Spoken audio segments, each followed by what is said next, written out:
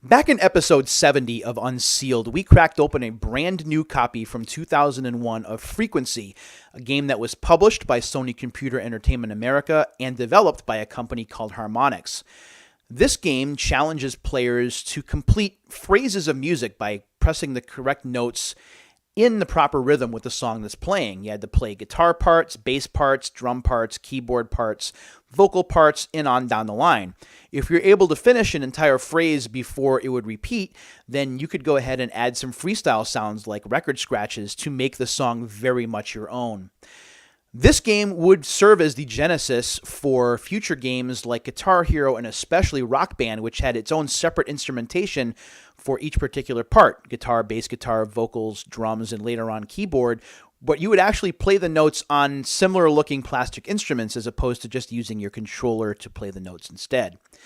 This game caught me off guard when it came out. I really wasn't ready for the fun that I would have with this game and the fact that it introduced me some music that I really wasn't that interested in, to be honest.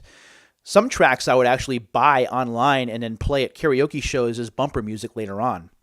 So I have a lot to look back on this game and be thankful for. It's a very cool game, and if you want to see me open it up, you can check out episode 70 of Unsealed in the Unsealed playlist to check me out opening this and talking about my experiences with the game. Before I move on to the main event for this episode of Unsealed, episode 94, I do want to take a moment to send a very, very heartfelt thank you to Sam Hicks for contributing a birthday donation to the show. I just turned 47 on April 22nd. He sent me an eBay gift card, and he asked me to get a game for the show with it, and I most certainly did. And that is the subject of today's show, and it is the sequel to Frequency called Amplitude. This game came out in 2003, again published by Sony Computer Entertainment America, and once again developed by Harmonix. This game is very similar to Frequency, and we'll talk about the similarities and differences in a few moments. I do want to show you the back of the case. Feel the beat, it says. You can see the different musicians in the game and maybe even a couple of screenshots here and there. We'll go ahead and take a look at the back of the case like we do in every episode. It says, feel the beat. Fast, addictive, arcade-style gameplay featuring music from major recording artists including Garbage, David Bowie, POD, BT, Weezer, Pink, Diesel Boy, Blink-182, Run DMC, and more. Mix and remix hit songs within more than 20 immersive levels. Experience musical immersion with single-player gameplay or jump online and play against freaks nationwide in intense jam sessions. So the publisher wound up going to the different artists in the game and getting their opinions of it. David Bowie says that Amplitude rocks. It's totally and completely addicting. Marcos from POD says, no game out today incorporates music like Amplitude. I love it. It's all about the music. Travis Barker from Blink-182 says, cool bands, cool music. Check it out. And then Jacoby Shaddix from Papa Roach says, I'm stoked on the overall creativity and Amplitude. The graphics in intense competitions are insane. Very cool game. Let's go ahead and get to opening this. And just like the last episode, I do have scissors this time, so it doesn't take me forever to open it. So we'll go ahead and I'll turn this around, actually, so you guys can see it as I kind of drive the scissors in. Maybe. There we go. And when we take the seal off, just like that,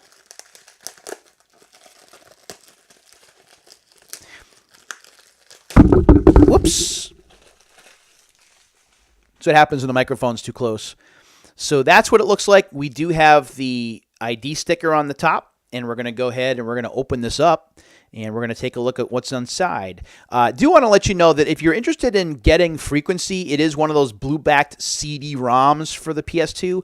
So if your PS2 has trouble reading those discs, as some systems often do, it may be a title you might want to stay away from. Meanwhile, Amplitude is DVD-ROM, so it's silver on the back, and most PS2 systems should be able to play it. When we open up the case, it is orange and gray, just like the front of the box. That's what we see on the inside. We'll take out the materials from inside. And the first things first, we do have another PlayStation Underground card. You do have to put a stamp on it, but you could send it in and become part of the PlayStation Underground. One of my favorite PlayStation programs. I wish they would bring that back. but that's neither here nor there. And, of course, the instruction manual, which we have here. The instruction manual is 51 pages, and guess what?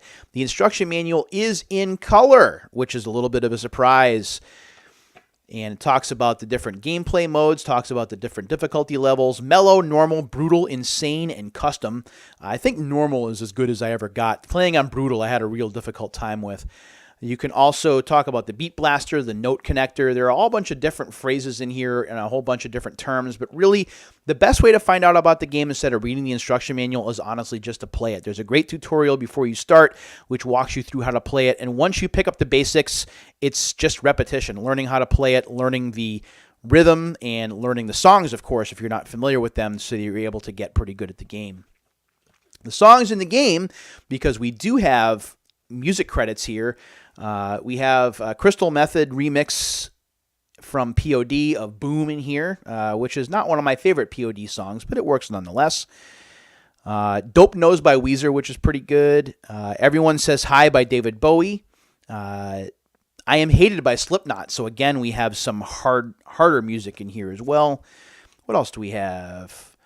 We have Pink's Respect, which is another great song, I think. Blink-182's The Rock Show is here. Rocket 2002 by Herbie Hancock is here. If you haven't heard Rocket before, it's a song that I remember hearing a lot in the early 80s. A lot of breakdancers used to listen to it, used to pull out the cardboard and breakdance to it, and that's how I remember it. Let's see, what else is here? Logan 7 is here, Symbion Project. Freeze Pop is back.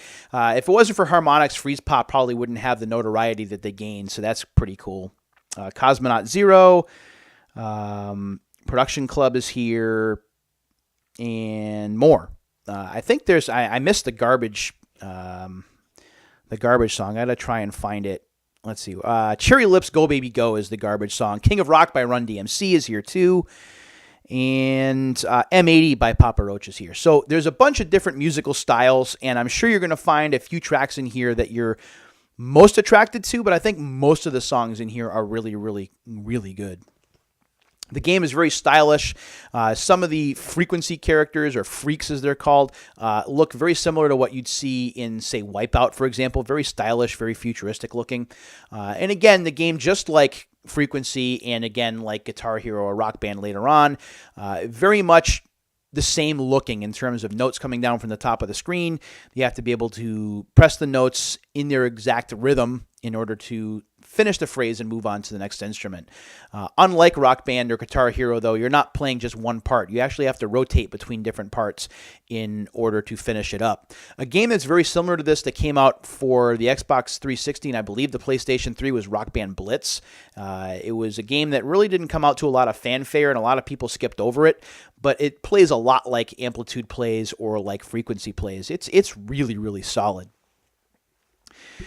As for Harmonix, well, we know how the story goes. After Amplitude and Frequency and after the run of Karaoke Revolution games, that would give way to Guitar Hero, which would be for Activision and Red Octane. And then Harmonix would go their own way once again and develop Rock Band, a game that I still play today in Rock Band 4 and have a lot of fun playing.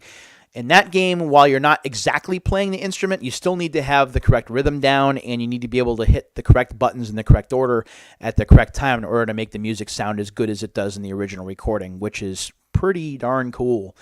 And if it wasn't for games like Frequency and Amplitude, well, I don't know whether Guitar Hero or Rock Band would have ever existed, and for those games, I am certainly grateful. Thanks again to my buddy Sam for the birthday donation to help me get this game. I only had it disc only, so now I have it complete. I'm very happy about that. I really do appreciate the donation. It's the first one that the show's ever received, so thank you very much for that. Hope you enjoyed this episode of Unsealed as we count down to episode 100. It is coming along very shortly. If you've ever played Frequency or Amplitude, go ahead and leave me a comment. Let me know what you thought of it or any music rhythm game in general. I love them. I hope you do too. And until the next episode of Unsealed comes, take care of yourselves and each other, and we'll see you next time.